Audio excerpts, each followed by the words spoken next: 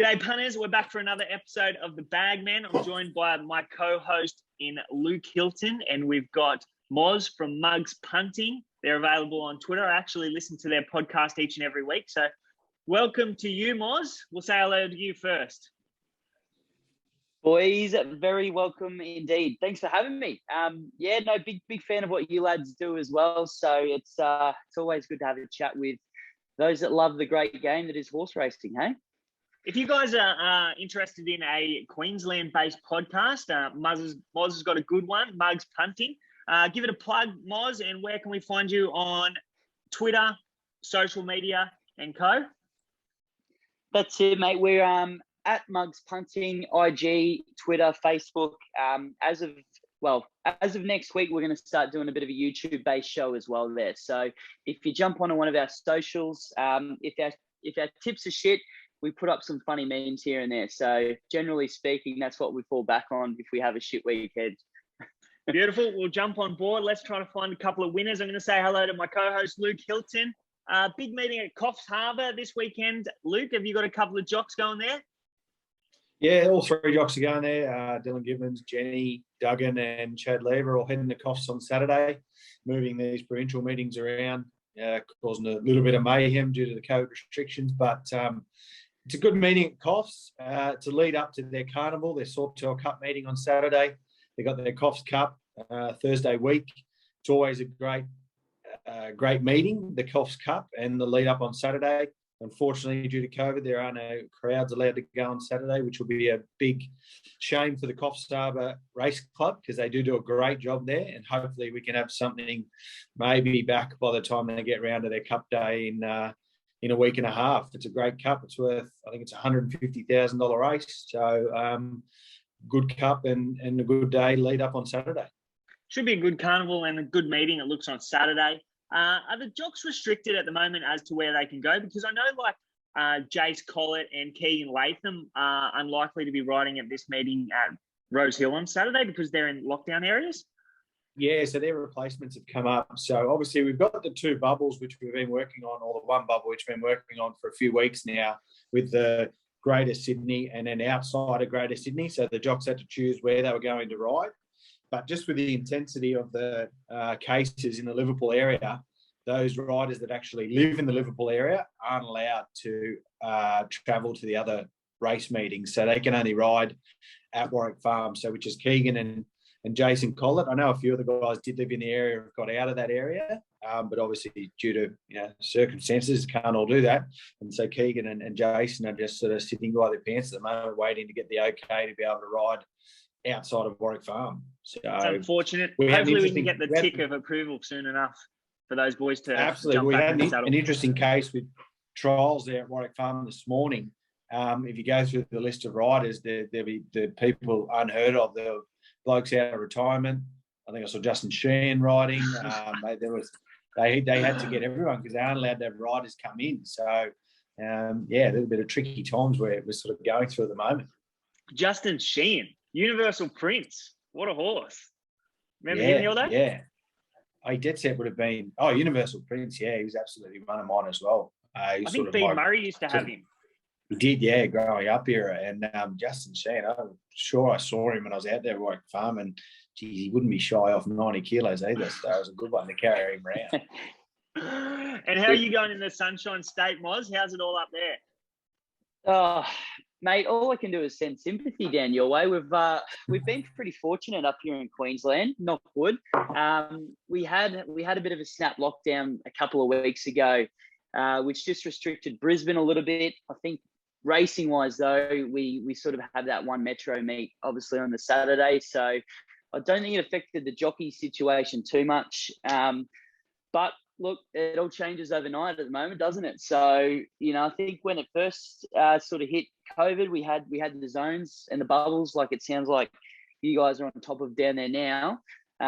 But yeah, it's not fun, and I can't imagine being a rider having to pretty much pack your bag and thinking you might not be able to come home that night.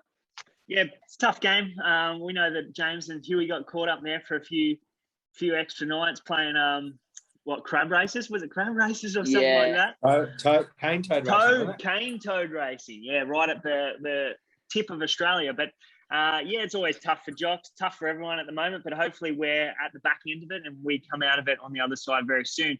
Are you guys ready to jump into these quaddie legs at Rosehill on Saturday?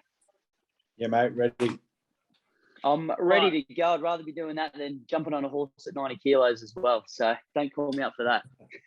Let's do it. The first leg of the quaddie comes up in race 7. It's actually the feature race of the day. It's the listed Winter Stakes.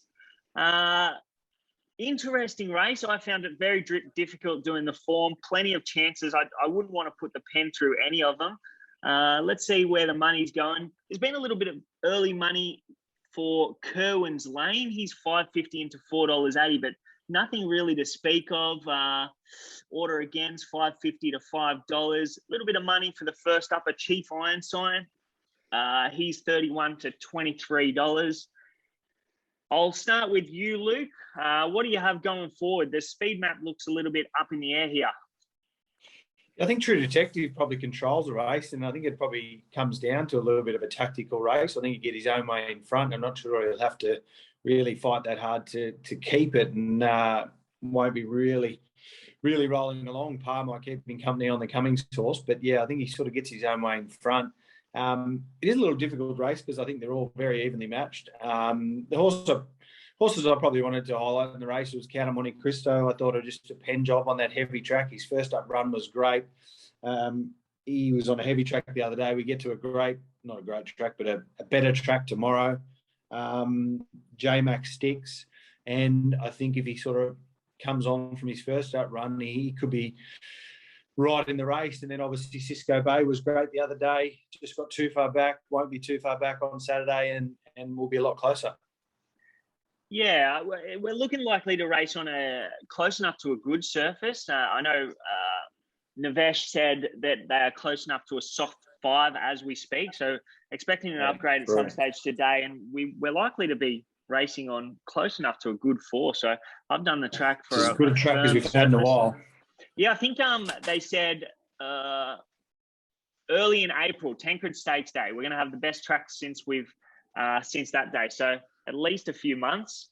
Cisco Bay, I thought he wasn't all that well weighted. I think he's just about the form horse in the race. So he's definitely got a chance. True Detective, as you said, probably controls the race. What do you think James McDonald does aboard Count of Monte Cristo, considering he's drawn barrier 1? Does he hold his spot there? Does he make it tough for... Can he lead on him? He probably makes it tough to a point, but I think he just takes leaders back, because I think with True Detective drawn 7, McAvoy's probably got to be aggressive enough that he'll get up enough revs and momentum to roll across. And I think James is just positive enough to make him work a bit, but then happy to take the 1-1, or happy to take the one back to fence. Yeah, fair enough. What did you like here, Moz? Well, boys, I probably should have asked permission before I jumped on if I was allowed to tip True Detective, because I've got him on top. And that's with absolutely no confidence whatsoever, mind you, as well. But I just don't really rate the Melbourne form full stop. And I know you guys are New South Wales based, so you're probably jumping on board. But Kerwin's Lane coming up, the Rosehill way, I don't know. Do you think it generally plays a little bit leaderish, Rosehill, as well? It's likely to play a little bit.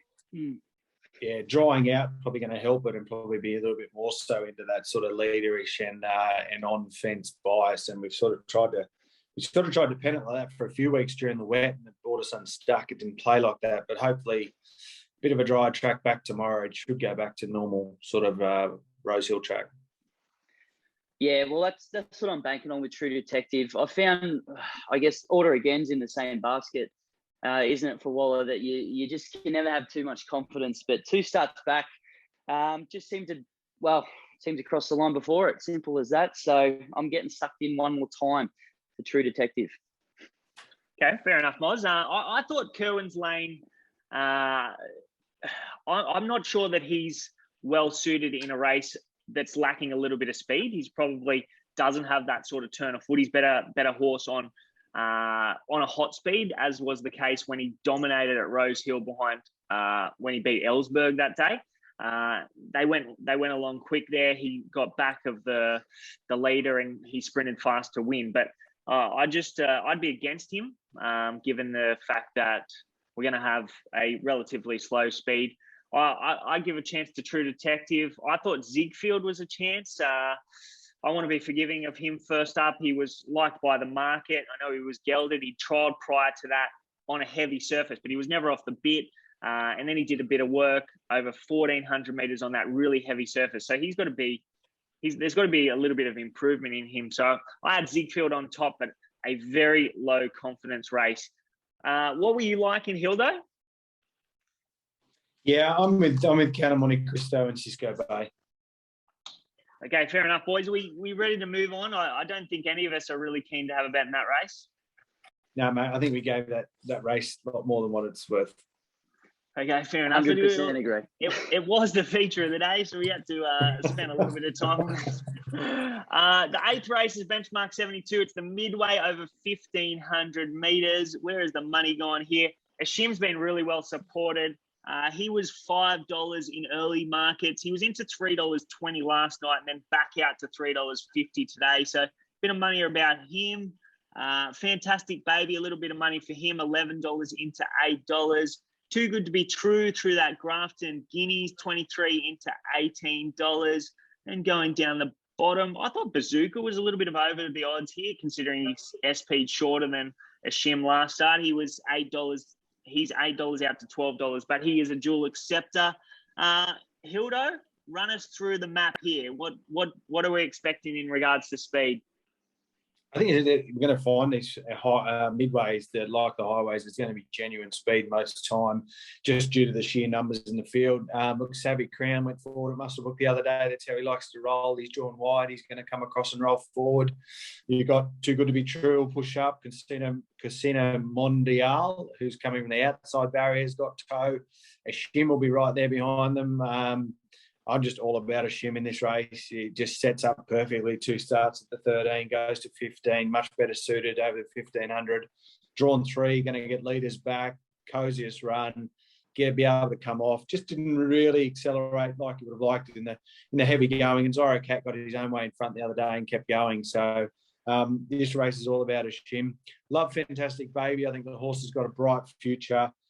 Drawn horrible. I would have been much more happier if it had drawn, a lot lower. I just don't know where it's going to get the map. It's going to be wide. Wide with cover might be okay. He's a big striding horse. He is going to appreciate getting out wide. But, I'm just all about Ashim tomorrow and Fantastic Baby for the future. Hildo, Ashim, 1,300 metres to 1,500 metres. I know that suits, but what are your thoughts on him getting off a soft surface? Because he's never seen a good surface in his life. I think he's appreciated. He's been on synthetics tracks in Europe, and he's performed really well on those. He hadn't sort of been on a real bottomless tracks over there, or hadn't performed that well, and he sort of showed that. He went through it the other day, but Zorro Cat probably just went better. I think a firmer footing will be okay for him. He's shown that he's been fine, and a couple of his Europe wins.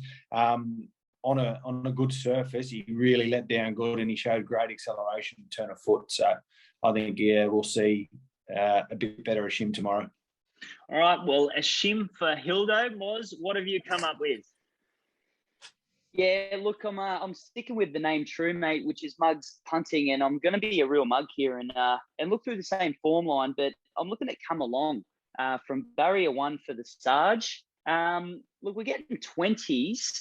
I just think that third up, it's going to be its go up to the 1,500, probably wants the mile. But look, it's missed placing once there off a third up performance. Loves the distance, bit of a Rosehill specialist, and by that I mean 1 from 1, so you'll take the 100%. But I tell you what, if these highways weren't hard enough to bloody do the form, you've just put a midway in to make it even harder. So you're right. I think it's chaos, isn't it? It's luck in running with these kind of races. It very rarely all goes to plan. Barrier 1, like Ashim, I'm just hoping that Come Along can jump and sort of sit just off that leading pack and do something late for us. Okay, well, $27.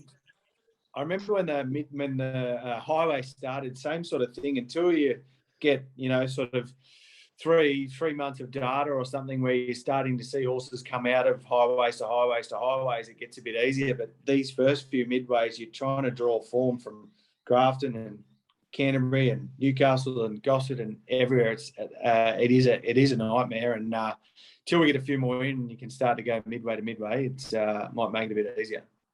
Going through this race, I would have thought that this was one of the weaker ones that we've had. We've only had 3, but I didn't see too much benchmark form in this race. No, I thought so too. I thought it was one of the, just looking at the norms, even when they came out, I thought this was going to be one of the sort of the weaker ones we've seen, and probably because we're getting up in the distance too. The other ones have been 11, 12 to 13, so it's probably showing that as we get up in distance, they are going to drop away a little bit in quality. Yeah, well, I want to make a little push for Bazooka if he goes this way. I think he's over the odds. I think there's $12 about him at the moment. He SP'd $4.20 the other day.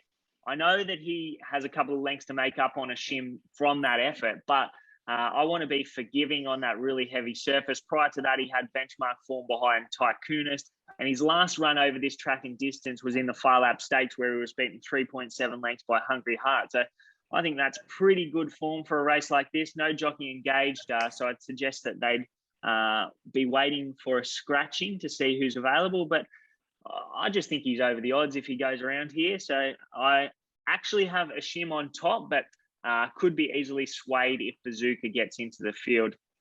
Anything else to add, Moz? Good luck to everybody that puts their hard-earned on anything in this race. It's a bit of a tough event, like the highways. Let's move on to the second to last race, which is a benchmark 78 over 1,200 meters. Misdeed has come out. Where's the money been going here? Above and Beyond's $34 into 21. Bit of money for Tony B, who's a really interesting runner, $6.50 into $5. I know his trials have been super, and he lands James McDonald. He's got group form from over in New Zealand. A little bit of money for He's a Hot Shot, $23 into 15. I know Brad Davidson is pretty keen on him. Getting back onto a dry surface. He's not a real wet tracker. The Beyond Baker stable is absolutely flying, and he'll be making his own luck on the speed from barrier 1. What did you have taking up the running here, Luke? I thought Snitzify and Tycoonist probably take up the running. Snitzify probably holds lead from the inside Tycoonist from the 6. He probably comes across and leads, and I think Tycoonist pushes forward. I think Tommy's sort of got, is it Tommy on Tycoonist or? Tommy is on Tycoonist. Yeah, Tommy's got no real option, but just push forward from there. And I think once they get there, find their position, they'll sort of, they'll go along at an even enough tempo and stuff. Probably I found it a tough race again, a few different form lines, but I don't like bringing horses finding horses from midweek to Saturday, but I thought Rustic Steel, when it won in the midweeks, the Kenzo was really good. It was first up there. It's going to be improved. I think it finds hopefully a good spot just behind. Could even get the one out, one back. And I think it's probably the classier horse in the race. I don't love the race that much, but happy to be with it in the race. What do you think about Rustic Steel? I gave Brenton Abdallah an 11 out of 10 on that Kensington track, and now he draws 12. And he only just got the better of Miss J Fox there. So I think the market might be against him, Luke. Yeah, he could definitely be. It probably, she's come out on Saturdays and hasn't sort of measured up. You're right, he did get everything in his favour there to win. I just thought it was a good effort first up, and I just thought he's going to be improved. It's just the horse I feel with the most talent in the race and probably got the best future. Probably just want to be with it. He does have improvement to come, even though he did have every possible chance first up. I thought Tony B is the horse that I want to follow out of this race. I'm not sure that I want to back him on Saturday. If he was 10 or 12 to 1, I'd be all over him. I loved his trials. He didn't have the best of luck in a couple of group races over 1.25 miles in New Zealand. He lands in the Wallace stable. He's shown a bit of zip in these trials, just finding the line under no riding. James rode him in that last trial. He sticks with him here. He's drawn 2. 1,200 meters is going to be short of his best, but I think be a good horse going into the future. With that being said, what did you like in this one, Moz?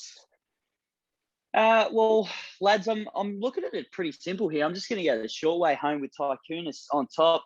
I think come race 9, you'll have, well, the form will be there in front of us, won't it? With Ashim, even Bazooka there, BJ, if it gets a run and runs well. The confidence is there with Tycoonist. I think Sitzify can run a bit of a cheeky race, especially if you think it's going to get to that good surface. It might just get it a bit too easy up in front. Tycoonist, as you said, just has to sort of push forward from that gate. So I think it's good horses in form, stay in form, and if we can chalk another one up for Team Waller, he just get another winner. Surprise, surprise. Yeah, well, Tycoonist, I know plenty of us had him down as a good tracker, and he's been doing a fantastic job on rain-affected tracks. So I'd be interested to see what he does when he does strike another dry track. Be interesting to see what happens on Saturday. Drawn barrier 13. Did you have him crossing over, Luke? You said you had him crossing over, didn't you? Tycoonist? Yeah. Yeah. Probably sit outside late, I think. Yeah, Sitzify kicks up underneath him. Okay, well, fair enough. Do you boys happy to move on to the last race? Yeah, mate. Okay, happy to move on. The last race is a benchmark 88 over 1,300 meters. Where has the money been going? Frosty Rocks has been really well supported, $5.50 into $3.30. Outside of him, Ventura Ocean, a little bit of money, $9 into $7.50. Then down the bottom, Madam Legend, $9.50 into $8. The Cat's come out, so that might equate to some of those little bit of that firm. What did you have leading here? Does Frosty Rocks take it up, Luke? Definitely think he only sort of knows one way, Frosty, and that's to roll forward. He can lead a 1,300-metre race, I think. This one as well, there doesn't seem to be too much pressure. I think Vitesse will roll forward, obviously, as it has done recently. And, on the backup, going to be tough to get past, and probably one of the rare ones in that's not first up. I am sort of probably sticking with Frosty Rocks because I think I like him in this race as opposed to the one he was in the other week, just because he finds a lot of horses that are first up. The test's obviously going to be hard to get past, but generally sometimes hard first up. But you've got Ventura Ocean, Outback Diva, Mah Haha, Blue Soldier, Big Bad Roy, a Cat, all first up. So nearly half the field or more are all first up. So it brings Frosty definitely into the equation, not being the only one first up. And I know that waiting that extra week or so, Björn will have him rock solid fit, and I think he'll leave for a long way and hopefully be able to hold him off. Yeah, I think actually Björn got an extra trial into him in between losing that race the other week. What do you think about the market, Hildo? He's very short in the market for me comparatively to Madam Legend, when the other day, I know that she's drawn out now, but they were the opposite way around. She was favourite the other day at one stage before that leader's track bias really kicked in, and then Frosty took over as favourite. But there's a fair bit between them in the market here. Yeah, it definitely is. She's just not sure where she's going to get from that gate. She is going to need luck. She probably gets through, I'd recover, and if she does, she's going to be hard to hold out, depending the way the track's playing. We'll know by the end of the day. But yeah, there shouldn't be as big a difference in the market as there is compared to the other day. The other one I probably want to notable mention is a horse, if it gets a run in the race, is right down the bottom is Irish Songs. It's run at Flemington. Like, it's only been beaten 2.5 lengths to Astrologist in the listed race. It's been going well. It went well when it was up here last time. I just think it's probably one that's over the odds if they're swooping. Yeah, he's absolutely flying in career best form. Looks well placed in this sort of race. Moz, what did you like in the last to bring us home? Yeah, look, I'm trusting the speed maps here. I know the Team Hawks boys don't like to use him, but he's just going to lead for fun. Frosty Rocks. I can't see anything really troubling from barrier 2 at the very least. Look, as you touched on, a lot of them are first up. Ventura Ocean, he was up here last prep up in Queensland. Didn't really beat a lot. I think there's a little bit of an opinion there, so I'm keen to watch him first up. But again, it's the unknown, isn't it? So pillar to post, kick and dick. Let's see you later. Frosty Rocks getting the cue. Yeah, well, Frosty Rocks is very easy to like. He's going to make his own luck on the speed, as you said. I want to make a little case for our Mah Haha here at odds. He was an absolute certainty beat at Warwick Farm first up last preparation. That was only in 72 grade, but he carried 60.5 kilos. Hulk actually won that race, and then he went on to run well in a Kosciuszko, won a Goulburn Cup, and he ran 5th in a Villiers. And we're getting 30 to 1 at this stage. Is that correct? Our Mah Haha is $34 with Sportsbet. So I want to make a little case with him to run well first up. He's trial well also. You guys happy to move on to the quaddie and then quickly do our best bets? Yeah, mate. All right, let's Sounds do good. it. First leg of the quaddie, what are you going with here, Hildo? It's the Back to it. Winter Challenge, race 7. Oh, great. I'll go County Monte Cristo. Count 'em Monte Cristo. And you, Moz? True Detective number 8. True Detective, and I will throw in Ziegfeld, number 4. Then moving on to the 8th race. You're up first, Hildo. Ashim. Ashim, number 1. Moz. I'm on Come Along for Sergeant. Come Along, 4, adding plenty of value into the quaddie there. And I'll put 17 in if he gets a run in the race. And then in the second last, Hildo. Rustic Steel. Rustic Steel. What number's it? Oh, number 8. 8, Moz. Number 4, Tycoonist. 4, Tycoonist. And then I will throw in number 9, Tony B. And then the last, boys, Hildo, first up. Frosty. Frosty Rocks, Moz. Anything outside of could Frosty? Be a 1 out. Could be a 1 out job here, couldn't it? Good, well then. Look, I did have a little bit of a look at Barbaric, but I think it does go around earlier in the day. So it might be an emergency for that race, but I'm happy to put it all on a Frosty Rock. Okay, well, I'm going to throw some safety in there, and I'll put Madam Legend in for us. So quaddie is 2, 8, and 4 in the first leg, 1, 4, and 17 in the second, 8, 4, and 9 in the third, 3, 1, and 2. No, sorry, 3 and 12 in the last leg. So quickly round us out with your best bets of the day. We've only got 90 seconds to go. So kick off with you, Hildo. Military expert in the first, but Annabelle Nisham, like the horse. I think it's got plenty of upside to it, and I think you can turn the tables on King of Sparta and really like Ashim. So yeah, we sort of multi those two up, I reckon. Okay, and for you, Moz, what's the best of the day? Look, boys, I'll give you one up here in sunny Queensland. We're going at race 2 at Doomben. Seen Too Many for Michael Costa. He's flying. 2 back, this horse put away a few there at Randwick, including Zing and La Chevelle, which had a nice little win out last week. So $4 you can still get. Looks a great bet. Michael Costa, Seen Too Many, always good, sticking with the Costa stable. I'm going to make it mine in the Tab Highway. Race 2, number 1, Bold and Wild.